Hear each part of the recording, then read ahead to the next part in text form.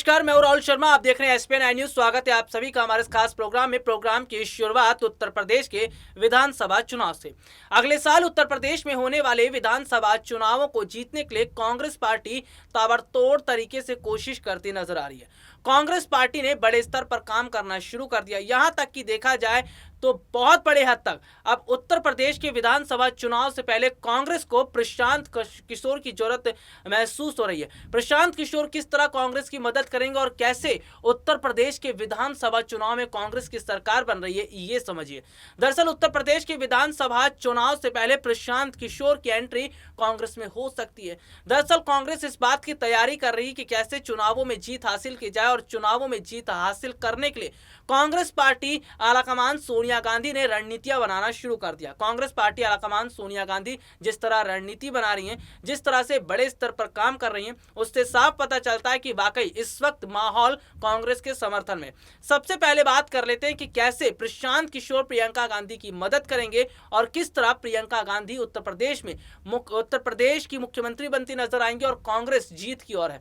दरअसल उत्तर प्रदेश की जनता पहले तय कर चुकी है कि कांग्रेस को उत्तर प्रदेश के विधानसभा चुनाव में बड़े स्तर पर जिताना है। उत्तर प्रदेश की जनता ने पहले ही फैसला कर लिया है कि जो है बड़े स्तर पर हमें कांग्रेस के साथ जुड़ना है। फिलहाल प्रशांत किशोर की अगर बात करें तो प्रशांत किशोर की रणनीतियां बहुत बड़े हद तक सही साबित होती नजर आ रही है, क्योंकि यहां पर खबरें जो सामने आई थी वो ये थी कि पंजाब विधानसभा चुनाव से पहले प्रशांत किशोर कांग्रेस की मदद करते नजर आएंगे। जाहिर सी बात है, अगर पंजाब विधानसभा चुनाव से पहले प्रशांत किशोर कांग्रेस की मदद करेंगे तो उत्तर प्रदेश के विधानसभा चुनाव में भी मदद करते नजर आएंगे। उत्तर प्रदेश के चुनाव में भी वो अगर मदद करते हैं तो प्रियंका गांधी को बहुत बड़े हद तक सपोर्ट मिलता नजर आएगा। तो यहां पर प्रशांत किशोर पर बहुत कुछ निर्भर कर रहा है और प्रशांत किशोर ये समझ भी रहे हैं कि कांग्रेस को इस वक्त उनकी जरूरत है। हालांकि कांग्रेस पार्टी में लगातार बड़े स्तर पर फेरबदल हो रहा है और बीते कुछ समय पहले प्रशांत किशोर ने प्रियंका गांधी के सीएम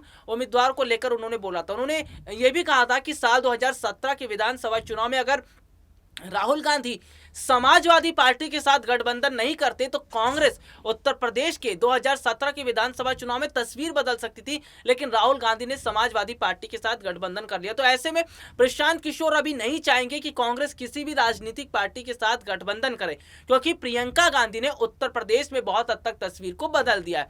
प्रियंका गांधी ने बहुत हद तक उत्तर प्रदेश में तस्वीरों को बदल कर यह साबित कर दिया है कि वाकई आज उत्तर प्रदेश की जनता कांग्रेस के साथ खड़ी है। उत्तर प्रदेश की जनता का कांग्रेस के साथ आना, उत्तर प्रदेश की जनता का प्रियंका गांधी के साथ आना, यानी उत्तर प्रदेश में बड़े स्तर पर कांग्रेस को फायदा मिल रहा है। दरअसल उत्तर प्रदेश के मौजूदा हालात को देखते हुए, उत्तर प्रदेश के मौजूदा सियासी समीकरण को देखते हुए प्रधानमंत्री नरेंद्र मोदी ये समझ गए कि उत्तर प्रदेश में बीजेपी को झटका लग रहा है। उन्हें यह पता चल गया कि वाकई स्थिति बदल रही है और बहुत बड़े हद तक ये देखा गया कि स्थिति बदलना यानी कि अगर बीजेपी ने अपनी रणनीति नहीं बनाई तो बहुत बड़ा नुकसान योगी आदित्यनाथ को हो रहा है। योगी आदित्यनाथ की सत्ता जाना यानी लोकसभा चुनाव में प्रधानमंत्री मोदी की कुर्सी भी खतरे में, क्योंकि उत्तर प्रदेश से होकर दिल्ली का रास्ता निकलता और उत्तर प्रदेश का विधानसभा चुनाव जीतना कांग्रेस के लिए जितना ज्यादा जरूरी है उतना ज्यादा बीजेपी के लिए भी जरूरी है। तो यहां पर यह देखा जा रहा है कि चुनावों में जीत हासिल करने के लिए बड़े स्तर पर दोनों राजनीतिक पार्टियां काम कर रही। यही वजह है कि प्रधानमंत्री नरेंद्र मोदी ने यूपी चुनाव से पहले यह ऐलान कर दिया कि जो कृषि कानून बिल है उसको वापस लिया जाएगा। यहां पर किसानों के नेता राकेश टिकैत ये समझ चुके हैं, विपक्षी पार्टियां समझ चुकी हैं और यहां तक कि कांग्रेस पार्टी के कई दिग्गज नेता राहुल गांधी, प्रियंका गांधी के अलावा पार्टी के कई नेताओं ने यह साफ कर दिया है कि प्रधानमंत्री नरेंद्र मोदी ने किसानों के आगे घुटने टेक दिए।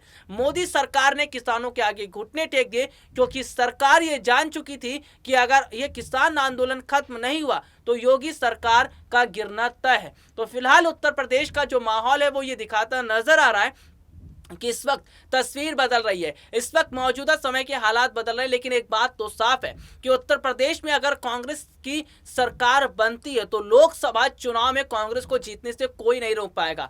लोकसभा चुनाव में भी कांग्रेस की सरकार बनती दिखाई दे रही है। तो यहां पर मौजूदा समय में उत्तर प्रदेश पर फोकस इसीलिए प्रियंका गांधी ज्यादा करती नजर आ रही है, इसीलिए मोदी सरकार का सबसे ज्यादा फोकस है, योगी सरकार का ज्यादा फोकस है। उत्तर प्रदेश के मुख्यमंत्री योगी आदित्यनाथ ने तो हार मान ली है, तभी बीजेपी की तरफ से अभी तक कोई बड़ा ऐलान नहीं किया गया। ये साल खत्म होता नजर आ रहा है, अगले साल उत्तर प्रदेश में विधानसभा चुनाव होने वाले, यानी कि मार्च के आखिरी समय से चुनाव शुरू हो सकते हैं। तो कुल मिलाकर 2-3 महीने का समय बीजेपी के पास बचा है, और इन 2-3 महीने में अगर बीजेपी कोई बड़ी रणनीति नहीं बना पाती तो उत्तर प्रदेश का चुनाव बीजेपी के हाथ से निकल रहा है। तो मौजूदा समय के हालात तो इस ओर इशारा करते ही हैं कि वाकई इस वक्त जो स्थिति है वो बीजेपी के समर्थन में दिखती नजर नहीं आ रही है, बल्कि अब जनता ने फैसला कर लिया कि हम बदलाव करेंगे, और जनता बदलाव के मूड में दिखती नजर आ रही है। जनता का यही बदलाव है जो योगी सरकार के लिए परेशानी का सबक खड़ा कर रहा है। जनता का यही बदलाव है